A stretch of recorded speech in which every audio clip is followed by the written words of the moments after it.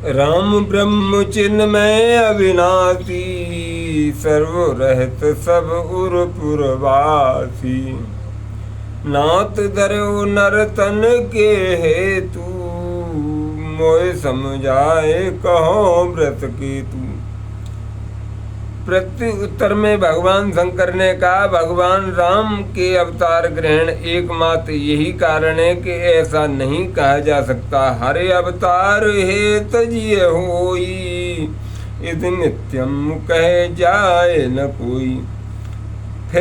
फिर मैं संतों और वेद पुराणों के अवतार के विषय में जैसा अनुमान किया है वैसा तुम्हारे समक्ष कहूँगा। जब जब धर्म की मर्यादा ध्वस्त होती है, अधर्म अभिमान की वृद्धि होती है, तो गाय ब्राह्मण देवता पृथ्वी पर अत्याचार बढ़ता है, तब तब विविध शरीर धारण करके परमात्मा असुरों का संहार करते हैं, धनों और धर्म को पुनः स्थापित करते हैं।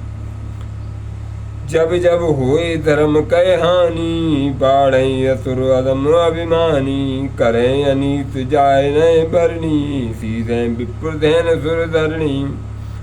तब तब प्रभु धर विविध शरीरा, हरे कृपा नित सज्जन पीरा। असुर मार था पै सुरे, राख निज सत सेत, जग विस्तार विशद जत राम जन्म कर हेतु, लखन सिया रामचंद्र शंकर हरियो। जय जय सिया राम, जय जय हनुमान हरि की जय। भगवान शंकर पुनः कहते हैं, सामान्य कारणों के अतिरिक्त भगवान श्री राम के अवतार परम पवित्र अनेक कारण हैं, जिनमें कुछ उल्लेख ही मैं करूँगा। राम जन्म के हेतु अनेका, राम विचित्र एक तेका। जन्म एक द्वे करो बखानी, सावधान सुन सुमति भवानी। प्रथम कारण, वैकुंठ में भगवान विष्णु के जय और विजय दो द्वारपाल रहते थे। एक बार उनके मन में ऐसा विचार आया कि सभी विष्णु की पूजा आरती करते हैं, हमारी कोई नहीं करता।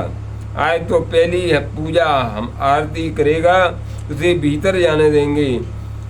उस दिन संयोग से सनकादिक आ गए। जय विजय ने उन्हें भीतर जाने से रोक दिया। उन्होंने साप दिया कि तुम दोनों निश्चर हो जाओ। फलतः दोनों हिरण्याकश्यप और हिरण्याक्ष नामक दैत्य हुए। उनको मुक्त करने के लिए भगवान को अवतार लेना पड़ा। द्वारपाल हर के प्रिय देव दो, जय और विजय जान सबको। विप्र श्राप से दोनों भाई, तामस असुर देत देह तिन पाई। कनक कश्यप वर हाटक लोचन, जगत विदित सुर पद मद मोचन। और विजयी समर वीर विख्याता, दरे बराह बप एक निपाता। तो एक बार प्रताप भानु नाम का राजा और अरमर्दन नाम के दो भाई रहते थे। उन्होंने ब्राह्मणों को अच्छे अच्छे मिष्टान खिलाकर के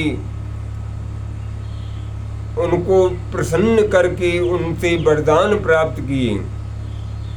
और उसने चक्रवर्ती राज को पा लिया, सब राजाओं को जीत लिया।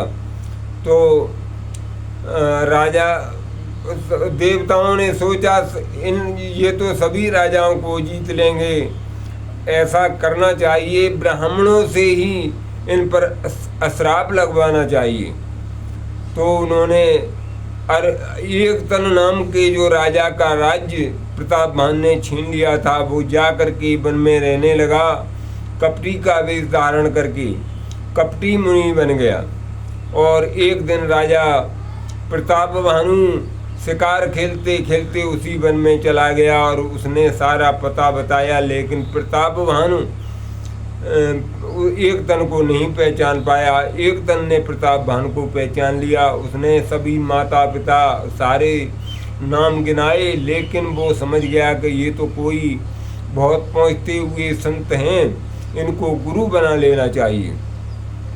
तो उन्होंने कहा, बेटा अब तुम हमारे शिष्य हो, लेकिन हम तुम्हें तो प्रतापभान बोले, ऐसा कोई उपाय बताइए जिससे ब्राह्मण खुश हो जाएं। ऐसा कोई इतना मिष्ठान, सुंदर मिष्ठान, स्वादिष्ट मिष्ठान बनाने वाला अगर कोई माया अगर तुम जानते हो तो ब्राह्मणों को मुझे निमंत्रण कराना है और सबसे स्वादिष्ट भोजन ब्राह्मणों को बना सके।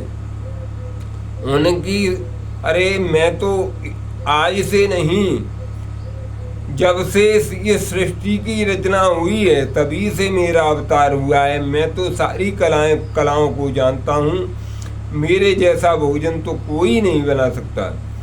ब्राह्मण तुमसे इतने प्रसन्न हो जाएंगे कि तुम्हें सब कुछ देने को तैयार हो जाएंगे। तो उन्होंने चुपचाप बुला करके और रसोई का कार्य आरंभ किया। तो एक राक्षस से उसकी दोस्ती थी, तो उसने आकर के